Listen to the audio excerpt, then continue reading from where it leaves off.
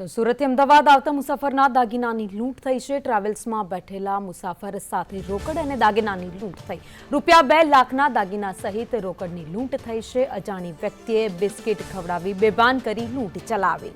તો નિકોલ પોલીસ સ્ટેશનમાં સમગ્ર મામલે પોલીસ ફરિયાદ નોંધાઈ છે। તો સુરતથી અમદાવાદ આવતા મુસાફરના દાગીના લૂંટાયા છે। એ સાથે હું સુરતથી આવતો હતો ત્યારે આ બેહોશ કરીને મને મારા જે દાગીનાને પહેર્યું હતું એ ટ્રાવેલ્સમાં કોઈ અજાણી વ્યક્તિએ કાઢી લીધા હતા। મને ખબર નહોતી, હું બેહોશ થઈ ગયો હતો। રાત્રે 12 વાગ્યા પછીની કોઈ મને ખબર જ નથી। પછી અમદાવાદ આવતા મને એકદમ આ લોકોએ જાણ કરી કોલ ઉપર કે ભાઈ તમે ક્યાં છો, અને મને ઘરે લાવ્યા। એ એડ્રેસ ઉપર મને ત્યાં બોલાવીને ઘરે લાવ્યા।